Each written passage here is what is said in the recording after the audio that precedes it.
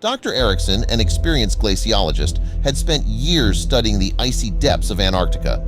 But one chilling day, as he stood near a massive hole in a glacier, he heard an eerie sound echoing from within. His curiosity got the better of him, and he peered into the darkness. What he saw moving deep inside the frozen abyss made his blood run cold. Dr. Eriksson hesitated, but finally decided to descend into the glacier using his climbing gear. Step by step, he lowered himself into the icy abyss. The eerie sound continued to echo, growing louder as he made his way down. He paused for a moment, listening intently. "What is that?" he wondered aloud. The sound seemed to come from all directions, making it hard to pinpoint its source. He landed on a narrow ledge and noticed peculiar ice formations that resembled ancient carvings. The patterns were intricate, almost like a language he couldn't understand.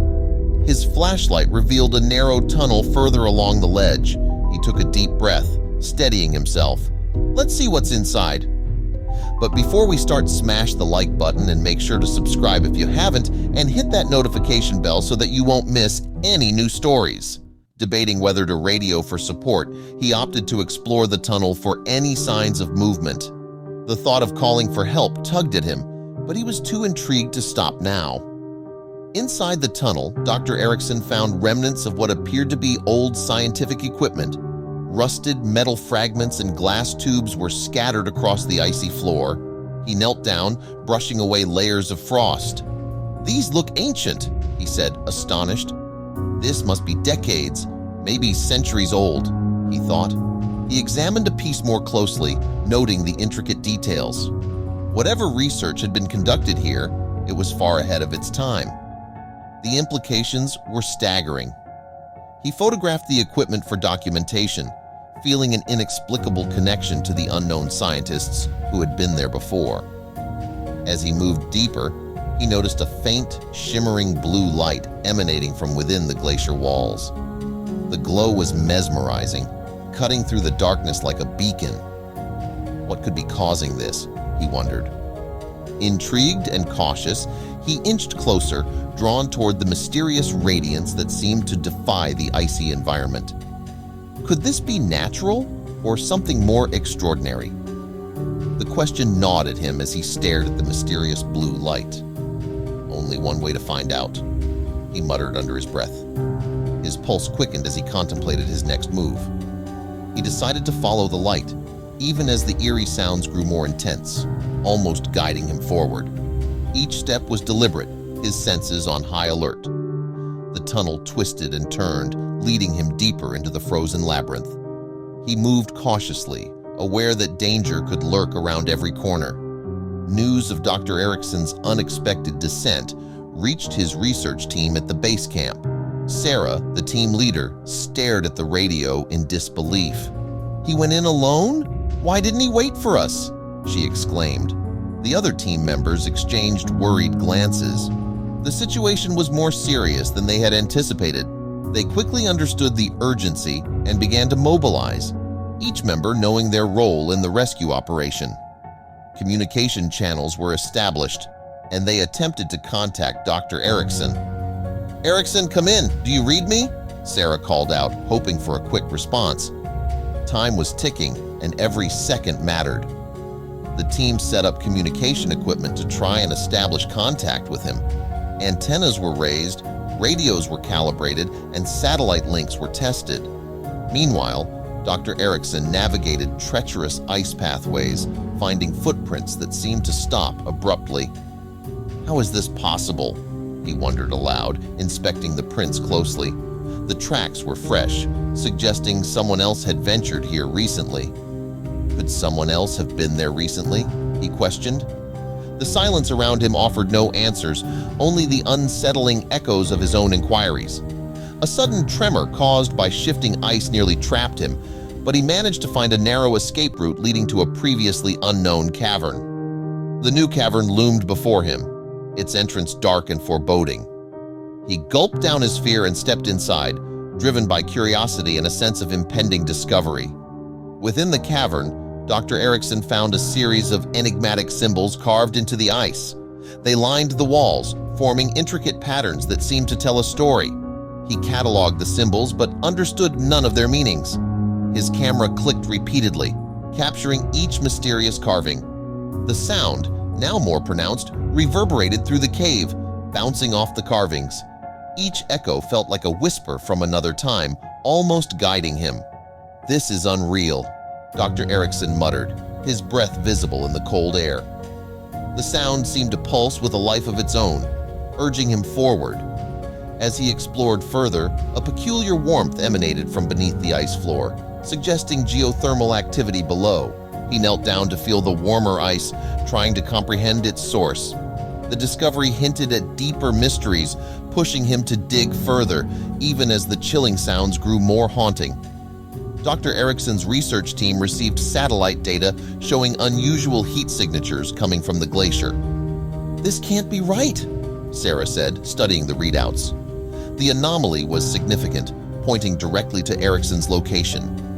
The team gathered around, exchanging worried glances. "Has anyone communicated with him yet?" Sarah asked, her concern growing. The data complicated their mission, indicating both urgency and newfound risks. They dispatched emergency climbers equipped with satellite navigation to locate and assist him. Unaware of this, Dr. Eriksson continued exploring, finding remnants of what appeared to be an ancient campsite. There were signs of past human habitation, rusted cooking pots, tattered tents, and makeshift tools. Who lived here? The eerie sound persisted, drawing him deeper into the mystery. He stumbled upon old journals encased in ice, but their contents were too fragile to decipher on sight. The journals were delicate evidence of the campsite's history, each one a potential treasure trove of information if preserved and studied correctly. Dr. Eriksson decided to take the journals back for further investigation. Back in the base camp, the team deciphered the heat signature data, revealing geothermal vents potentially connected to volcanic activity beneath the glacier. Underground, Dr. Eriksson found a deep crevasse partially flooded with warm, flowing water, a discovery that contradicted his years of glaciological expertise. "Warm water?" he questioned aloud, baffled. "This isn't supposed to happen," he thought. The warm water suggested unknown geothermal activity, completely out of line with his existing research. The implications of such a shift were worrisome. If the glacier is this unstable, I have to be extremely careful, Dr. Eriksson realized. The eerie sounds grew louder as warm water trickled through the cracks, creating an unsettling symphony. Dr. Eriksson realized he needed to proceed with extra caution, facing unknown dangers. The eerie sounds persisted, echoing ominously through the cavern. Each creak and groan of the glacier sent shivers down his spine. Determination fueled him, driving him forward despite the constant threat. The emergency climbers finally established a communication link with Dr. Eriksson, urging him to surface immediately. "Eriksson, this is base camp. Do you read me?" Sarah's voice crackled through the radio. He paused, pulling the device from his pack. "I hear you, Sarah," he responded, his voice steady but distracted. "You need to come back now. The conditions are worsening," she insisted. Eriksson glanced around, weighing his options. The sense of urgency in her tone was unmistakable. However, he pleaded for more time, believing he was on the cusp of a monumental discovery. "Sarah, I just need a bit longer," he insisted. "I know, but I'm so close," he persisted. The line crackled again, filled with a tense pause. Finally, she sighed. "All right, but be careful. You have 1 hour." "Understood," Eriksson replied, his focus already shifting back to the icy maze.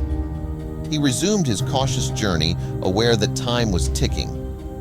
Navigating further, Dr. Eriksson found a sub-chamber glowing with bioluminescent bacteria. A surreal, beautiful, almost otherworldly sight. "What on earth?" he marveled, stepping closer to the glowing walls. The light bathed the icy chamber in a soft blue hue, casting long shadows.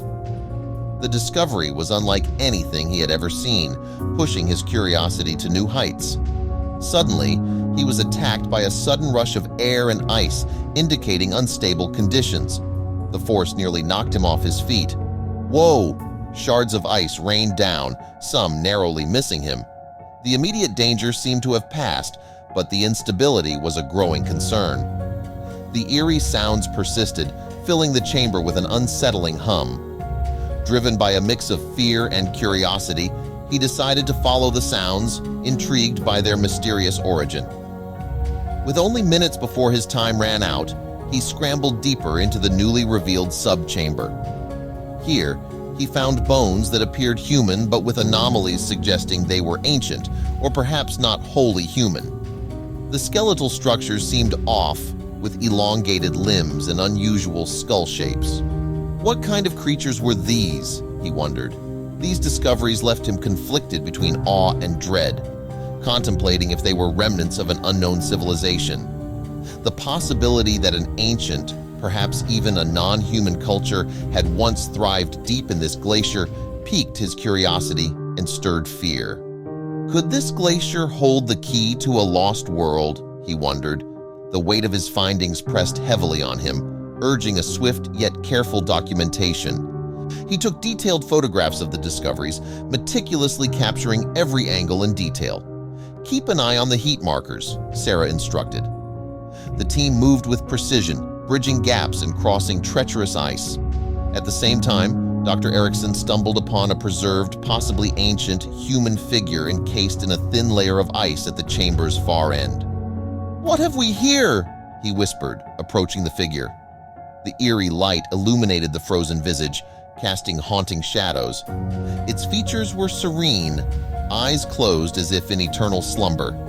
The discovery was both intriguing and unsettling, hinting at further mysteries locked within the icy depths. The figure's attire was unlike anything he had seen, and around its neck hung a peculiar pendant.